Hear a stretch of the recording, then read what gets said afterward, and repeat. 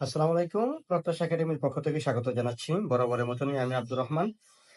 আজ তোমাদের সাথে সমাধান করব এসএসসি গণিতের ব্যবহারিক জ্যামিতি অংশের সম্পাদ্য ৫। সম্পাদ্য ৫ কি দেওয়া আছে একটু দেখে নাও। সামুদ্রিকের ২টি কর্ণ ও একটি বাহু দেওয়া আছে, সামুদ্রিকটি আঁকতে হবে।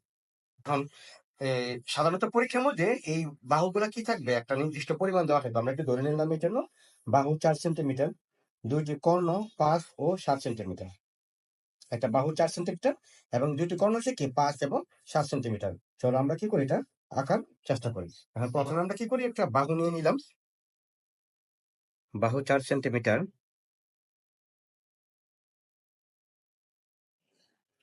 ৪ সেন্টিমিটার একটা বাহু নিলাম। আর এটা কি ২টি কর্ণ। ২টা কর্ণ হলো কি, একটা হলো ৫ সেন্টিমিটার আর একটা হলো ৭ সেন্টিমিটার।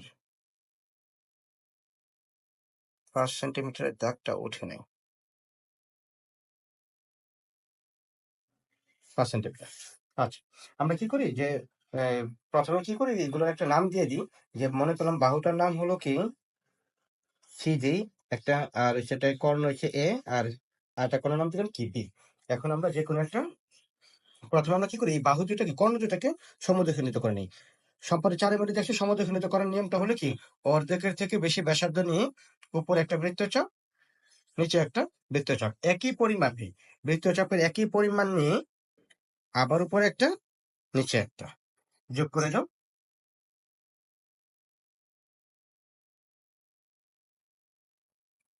এই হইলো কি এ কোণটা সমদ্বিখণ্ডিত। একই রকম ভাবে এবার বিটাকে সমদ্বিখণ্ডিত করি আমরা। এই দেখো, অর্ধেকের থেকে বেশি ব্যাসার্ধ, অর্ধেক থেকে বেশি হয়েছে না, অর্ধেক থেকে বেশি ব্যাসার্ধ নিয়ে উপরে একটা বৃত্তচাপ, নিচে একটা বৃত্তচাপ। একই রকম ভাবে এই জায়গা থেকে আবার একটা বৃত্তচাপ আঁকো, যেখানে যেখানে ছেদবিন্দু আছে সেটা যোগ করে দেওয়া,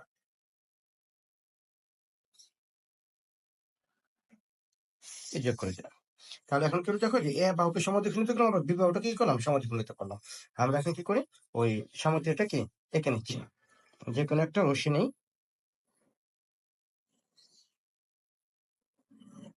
যে কোনো একটা রশ্মি নিলাম।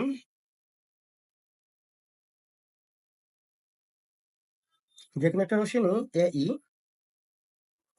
এ ই থেকে এই যে বাহু সি এর সমান করে, বাহু সি এর সমান করে সেই অংশ কেটে নিলাম।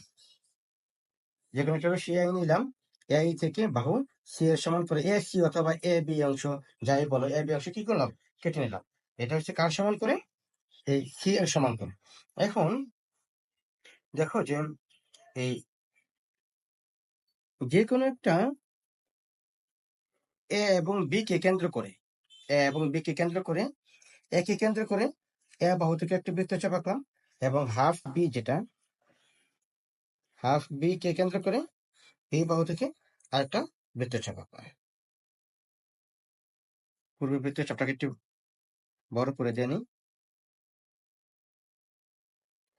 এখন যেদিকে বৃত্তচাপটা আঁকলাম, যেখানে ক্রস করছে সেখানে কি করে আমরা যোগ করে দিই, যোগ করে বাকি অংশটাকে বর্ধিত করে দিই। এই যে যোগ করলাম, যোগ করে অংশ কি করলাম, বৃদ্ধি করে দিই। একই রকম ভাবে এই অংশে এটা যোগ করলাম, যোগ করে বৃদ্ধি করে দিলাম। এটা কার সমান, হাফ এ, আর এটা কার সমান, হাফ বি।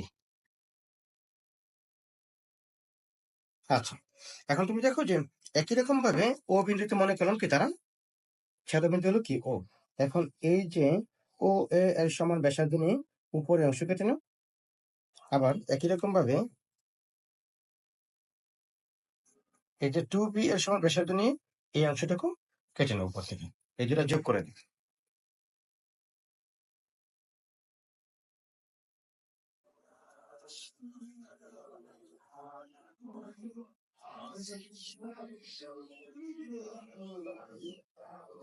আশা করি বুঝে গেছো তোমরা। ও বিন্দু এ বি, এটা দিলাম সি, এটা দিলাম কি ডি,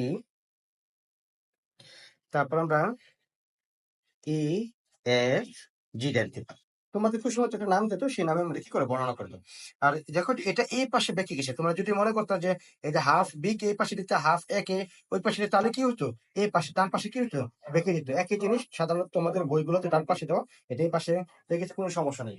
যদি যে বাহুটা বড়, সাধারণত কি হবে, ওর এর বিপরীত পাশে কি হবে, এটা কোনটা কি তৈরি হবে আর কি, বেঁকে যাবে। আচ্ছা, আবার দেখো কিভাবে আঁকলাম, যে রশ্মি এ ই নিচ্ছি, এ ই থেকে এ ই থেকে সি এর সমান করে এ বি অংশ কেটে নিই। এ বিন্দু, এখন এ কে কেন্দ্র করে হাফ এর সমান ব্যাসার্ধ নিয়ে এ বি এর একই পাশে একটা বৃত্তচাপ, এবং বি কে কেন্দ্র করে হাফ বি এর সমান ব্যাসার্ধ নিয়ে একই পাশে কিন্তু আরেকটি বৃত্তচাপ আঁকি। বৃত্তচাপ দ্বয় পরস্পর ও বিন্দুতে ছেদ করে। বৃত্তচাপ দ্বয় পরস্পর কি বললো, ও বিন্দুতে ছেদ করছে। এখন ও এ কে বর্ধিত করে ও এফ অঙ্কন করি, এবং ও বি রশ্মিকে বর্ধিত করে ও জি রশ্মিকে অঙ্কন করি। এখন ও এফ থেকে হাফ এর সমান করে ও সি অংশ কেটে নিই। একই রকম ব্যাপার কি, ও জি থেকে হাফ বি এর সমান করে ও ডি অংশ কেটে নিই। এখন এ ডি, সি ডি এবং কি বি সি যোগ করি, তাহলে এ বি সি ডি কি উদ্দিষ্ট সামন্তরিক।